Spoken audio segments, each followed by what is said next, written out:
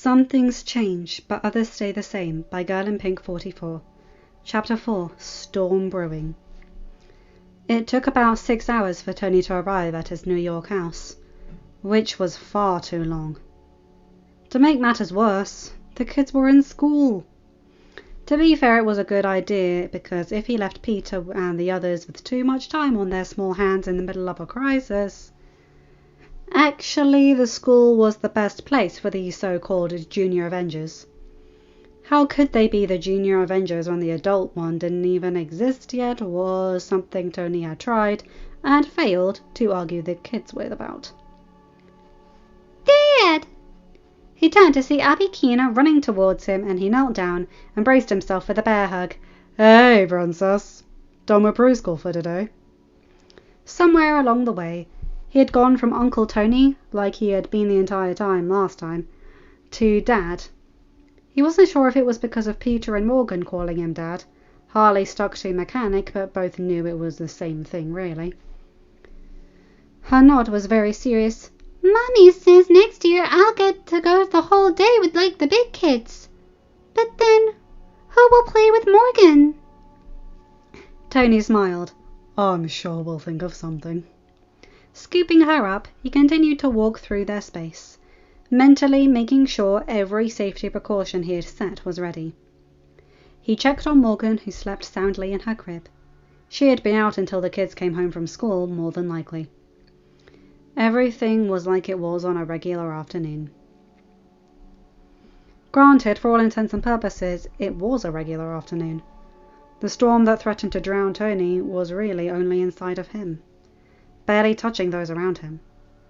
Until it did, and he was worried of what that would look like. The kids were far too public for his tastes this time around. Thank you, Stain. Vanko could go for them.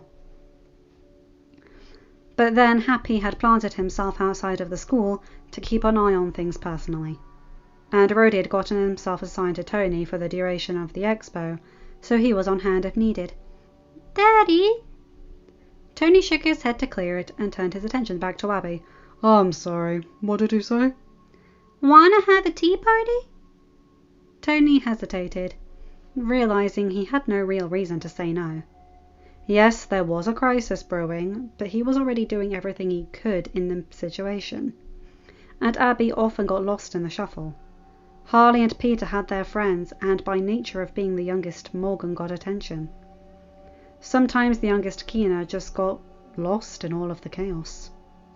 Happy had the big kids, Morgan was safe in her crib, Pepper was in her office, and Jarvis was combing through everything legal, and some things that questionably were not, to find Vanko. Until then, who was he to say no to spending time with one of his kids? On one hand, Natasha had been in this building a week ago. On the other, it had been the better part of a decade since she'd walked through these halls. It didn't matter which way you looked at it. She was so steamed that she couldn't even work up the amusement at people moving out of her way as she stormed down the hallway. Behind her, Clint was all but jogging to keep up. Vanko escaped! At least that was the line everyone was being fed. And had Natasha not just come back from a trip from a future that revealed a lot of skeletons in S.H.I.E.L.D.'s closet, she might have bought it. It happened, on occasion. But someone like that? Especially when there were people who were trying to get on Tony's good side. And she hadn't taken the time to ask him where he stood about that. She wouldn't blame him either way. To be honest, she was on the fence herself.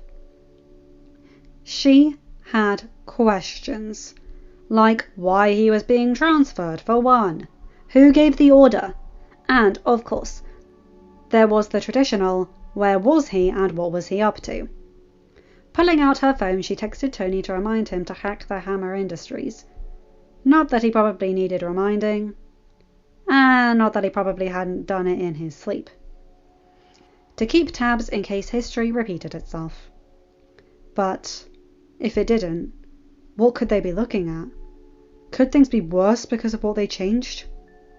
Or rather, what Tony didn't change? Nat would have thought that these familiar halls would be comforting, but instead she found them rather stifling. Secrets behind every door, not knowing who was on her side and who was secretly working for Hydra. People she knew died on missions they hadn't gone on yet. Natasha? Of course she'd run into him. She stiffened and turned slowly and saw Coulson standing in the hallway, his posture loose, his attitude that inquisitive, nonchalant appearance she had known and missed. It was oddly soothing how he hid, like her, when he was thrown by something. Coulson? The man is dead. The wound in his chest. Lying on the table as S.H.I.E.L.D. doctors made the call.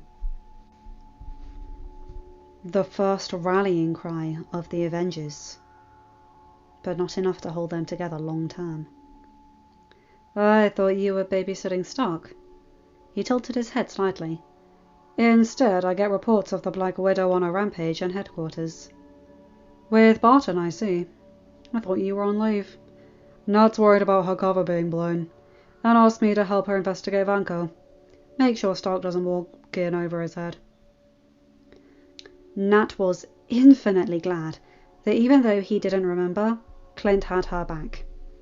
Right now she was scrambling for an answer, wishing she had remembered more from when they'd uncovered Hydra, and maybe wishing she had paid a bit more attention to those files. That was an easier problem to fix. Nat had already planted a few bugs for Jarvis so that he could access the files and provide them with information. No need to wait on Fury to reveal things in his own time, especially given they knew the general idea for a lot of it, and just needed refreshers on the specifics. I've got a team on Vanko's escape. A team on his escape? Or a team tracking him down? She crossed her arms. Both. With both the Stark legacy in S.H.I.E.L.D. and his potential future involvement given your current assignment, we want to make sure to maintain a good relationship. On paper, it sounded good. And it was the best she was going to get, considering, as far as Coulson knew, there weren't any unknown moles in S.H.I.E.L.D. right now. But she knew better. Peter lowered himself into the room where Toombs is at the table. He jumps down. Hey! Surprised? Oh, hey Pete. I didn't hear you come in. It's over. I've got you. You know, I gotta tell you, Pete, I really, really admire your grit. I see why Liz likes you. I do. When you first came to the house, I wasn't sure. I thought, really? But I get it now. How could you do this to her? To her? I'm not doing anything to her, Pete. I'm doing this for her. Huh, yeah. Peter shot his web and glues Vulture's left hand against his desk. Peter, you're young. You don't understand how the world works. Yeah, but I understand that selling weapons to criminals is wrong. How do you think your buddy Stark paid for that tower? Or any of his little toys? Those people, Pete, those people up there, the rich and the powerful, they do whatever they want. Guys like us, like you and me, they don't care about us. We build their roads and fight all their wars and everything. But they don't care about us. We have to pick up after them. We have to eat their table scraps. That's how it is. I know you know what I'm talking about, Peter. Why are you telling me this? Because I want you to understand. There's only one way this story ends. It ends the same way every time you play it out in your head. Why do you think that your little time jump is going to make any difference? Do you really think you're going to change anything? The building crashed around Peter, the rubble and dust surrounding him, and then he's on Titan and falling apart into more dust. Dust. So much Dust. Thunder crashed and Peter shot up. Between the thunder crashing, his own heart, and the sound of rain pounding on the building, everything was too loud. Too loud. Too much. Another crash of thunder sent Peter under his covers with a cry. It had been a dream. Or maybe a bunch. So much dust. Peter wiggled his fingers and his toes, and started to relax when another crash of thunder sent him right back into a ball under his covers. Roo! He heard the sound of the door opening, and someone making their way to the bed. The irregular heartbeat immediately gave away who it was. His dad always kind of skipped a beat due to the damage from Afghanistan. There was a weight on the bed, and he felt a hand make its way into his curls. It's okay, Roo. Flinging himself from under his covers into his dad's arms, he let loose the tears he had been holding in. For a few moments he let himself cry, let himself be the age he was on the outside, let his dad comfort him with soft words, a back rub, and the occasional fingers through his curls.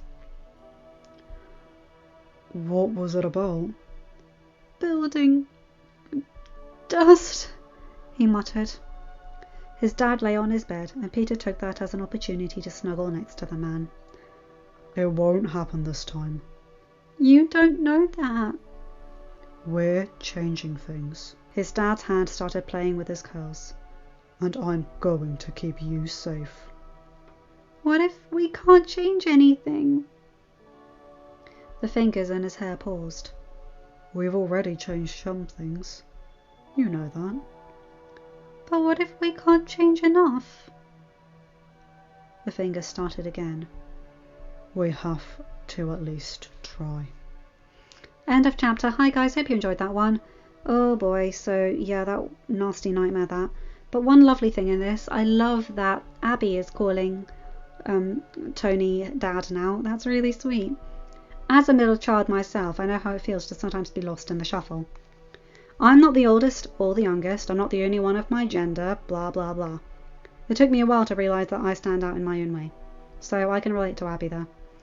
And, oh, Peter's nightmare again. Give the poor boy a cuddle. He's gone through too much and now he's going to go through a lot more.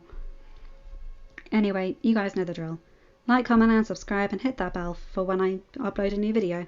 Have a good day, night, or whatever time zone you're in. Take care, my guys, gals and non-binary pals. I'll see you in another video. Love you!